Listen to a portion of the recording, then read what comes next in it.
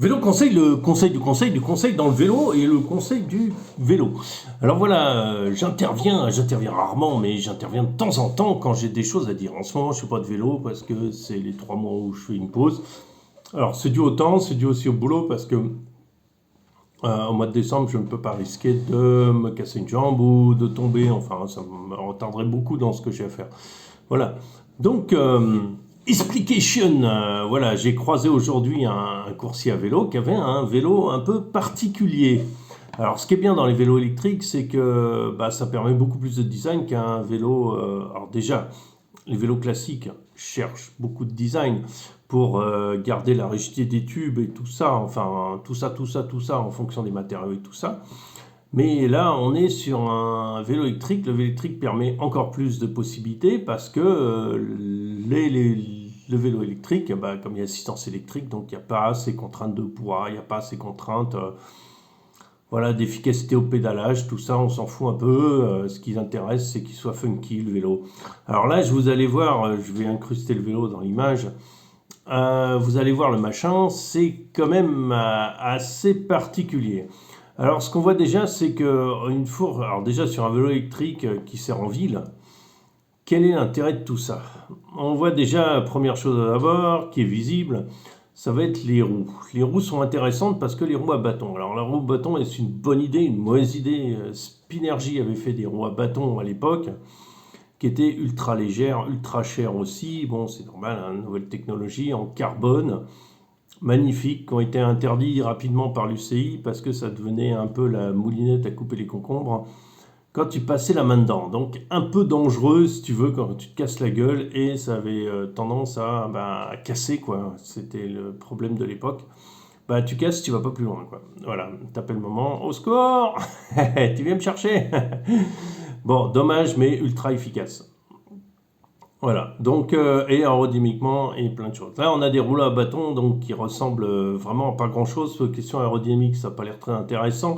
Le problème des jantes à bâton, c'est que c'est souvent beaucoup plus lourd et irréparable par rapport à une roue à rayon. C'est pour ça que la roue à rayon existe depuis plus de, ouais, je sais pas, les 80 ans, ou j'en sais rien, je n'ai pas de mémoire vraiment la roue à rayon, mais je crois que ça date de même 150 ans. C'est l'intérêt, c'est que tu peux redresser ta roue, c'est ultra léger, c'est ultra efficace et ça peut en plus être confortable. Voilà. Donc la roue à rayon, oui, la roue à bâton, non, c'est lourd, ça ne permet pas de réparation et ça n'a pas d'intérêt, si tu veux. Même là, sur ce profil des rayons est catastrophique. Voilà, à part le design improbable. Alors, on est sur des pneus fat bike. Alors, ça peut être rigolo de mettre des pneus fat bike alors que tu es sur un tout suspendu. L'intérêt du fat bike, c'est voilà, c'est plutôt rouler dans la neige, rouler sur le sable. Faire l'endurant fat bike, c'est une mauvaise idée parce qu'en fait, c'est vraiment des géométries de cross-country. Ce ne sont pas des géométries comment on appelle ça? De DH, tu verras jamais un fat bike en DH. Pour plusieurs raisons. C'est qu'il faut passer entre les cailloux et il faut de la précision. Alors que là, bon, on garde la précision plus ou moins, mais tu as plutôt tendance à t'étaler un peu partout comme une grosse limace.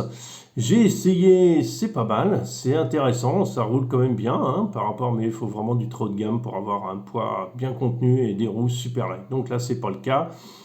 Donc les pneus fat bike sur un vélo qui ne fait que de la ville, oui, pourquoi pas à Prague, parce que à Prague, tu as plein de pavés, et des pavés des fois par endroits qui sont vraiment enfin, qui sont vraiment mal agencés, on va dire. Et c'est vraiment très pénible de rouler là-dessus, avec des pneus fins. Donc oui, pourquoi pas, mais avec tout cet attirail, pas forcément, quoi. Ouais, non, non, si tu fais 100 km par jour, ne serait-ce que 100 km, t'oublies le fat bike. Ça prend trop d'énergie. Non, non, oublie. Après, on a un truc très intéressant, c'est notre système de suspension arrière. Alors, j'ai pas bien compris le concept. C'est un concept fulgurant, on va dire, très très fulgurant, puisque on a deux amortisseurs à ressort. Alors, pourquoi des amortisseurs à ressort? Bah, c'est pour la sensibilité. Généralement, on utilise ça en descente parce que c'est plus sensible sur les petits chocs. Et c'est plus linéaire, beaucoup plus linéaire que de l'air. Autant l'air en cross-country permet d'avoir peu de pompage sur les basses pressions, quoique maintenant c'est bien optimisé, mais maintenant c'est tellement réglable que de toute façon tu peux avoir quasiment ce que tu veux.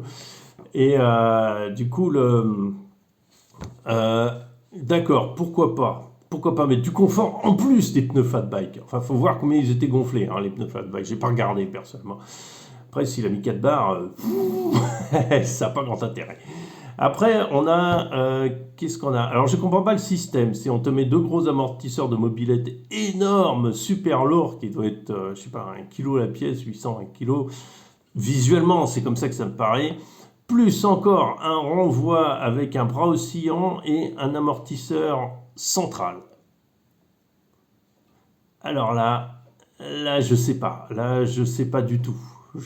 Là, je suis perdu. Je comprends pas trop le concept du truc. Alors, ce qui est bizarre, c'est cette espèce de. C'est de l'amortisseur plus amortisseur. C'est quoi cette connerie?